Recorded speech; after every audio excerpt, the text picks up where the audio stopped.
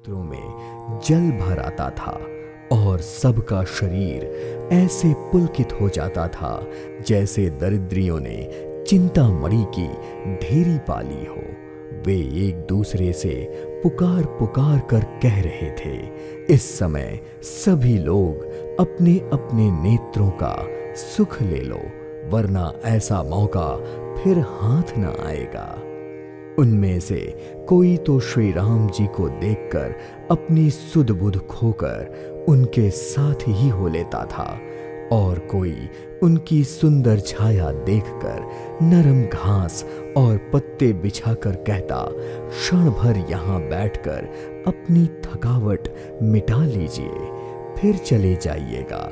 कोई घड़ा भरकर पानी ले आता और कोई कोमल वाणी में कहता, नाथ आचमन तो कर लीजिए। उन सब के प्यारे वचन सुनकर दयालु और परम सुशील श्री राम जी ने देखा कि सीता जी थकी हुई हैं और यह जानकर उन्होंने थोड़ी देर बाड़ के पेड़ की छाया में विश्राम करने का निश्चय किया। सभी स्त्री पुरुष उनकी शोभा देखकर बहुत सुखी हो रहे थे। उनकी और टकटकी लगाए श्री रामचंद्र जी के मुख को चकोर की तरह देख रहे थे। अनुपम रूप और नेत्र ने सबके मन को लुभा लिया था।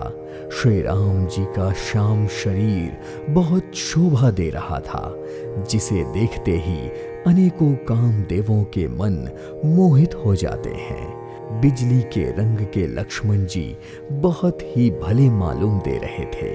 वे नख से शिखा तक बहुत सुंदर लग रहे थे। दोनों मुनियों के वस्त्र पहने हुए थे और उनकी कमर में तरकश कसे हुए थे। कमल के समान उनके हाथों में धनुष बाण शोभित हो रहे थे। उनके सर पर सुंदर जटाओं के मुकुट थे।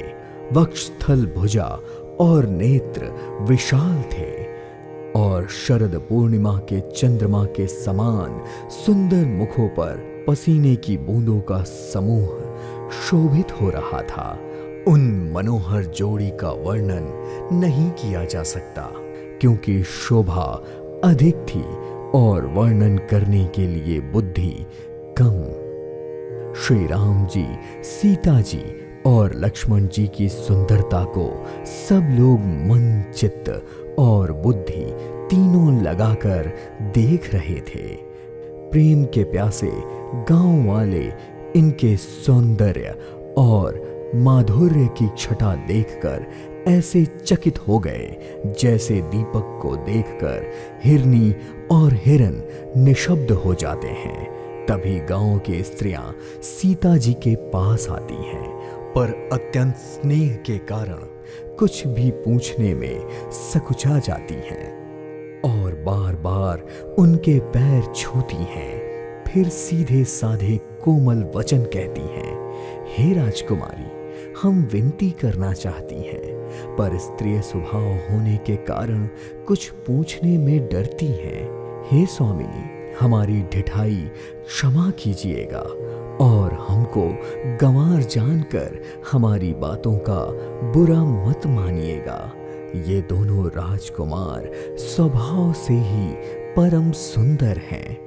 लगता है जैसे स्वर्ण ने कांति इन्हीं से पाई हो। दोनों ही श्याम और गौर वर्ण के हैं और इनकी अवस्था भी किशोर है। दोनों ही परम सुंदर और शोभा के धाम हैं। शरद पूर्णिमा के समान दोनों के मुख और शरद ऋतु के कमल के समान इनके नेत्र हैं। हे सुमुखी, बताओ तो, अपनी सुंदरता से अनेकों कामों देवों को लजाने वाले ये सुकुमार तुम्हारे कौन हैं? स्त्रियों के ऐसी सुंदर प्रेममयी वाणी सुनकर सीता जी सकुचा गईं और मन ही मन मुस्कुराईं। गौर वर्ण की सीता जी उनको देखकर सकुचवश पृथ्वी की ओर देखने लगती हैं। वे दोनों ओर से सकुचा रही थीं। एक तो ना बताने में गांव की स्त्रियों को दुख होने का संकोच था और दूसरा बताने में लाज आने का संकोच। पर हिरन के बच्चों के सदृश नेत्र वाली और कोकिल सी वाणी वाली सीता जी सकुचाकर प्रेम सहित मधुर वाणी में बोली, ये जो सहज स्वभाव के सुंदर और गोरे रंग के हैं, उनका नाम लक्ष्मण है। ये मेरे छोटे देवर हैं। और फिर सीता जी ने लज्जावश अपने चंद्रमुख को आंचल से ढककर और प्रियतम श्री राम जी की ओर निहार कर और अपनी भौहें टेढ़ी करके खजन पक्षी से सुंदर अपने नेत्रों को तिरछा करके श्री राम जी की ओर इशारा करते हुए उनसे कहा, वह मेरे पति हैं। यह जानकर गांव की सब युवती स्त्रियां इस प्रकार आनंदित हुईं जैसे कंगाल ने धन लूट लिया हो।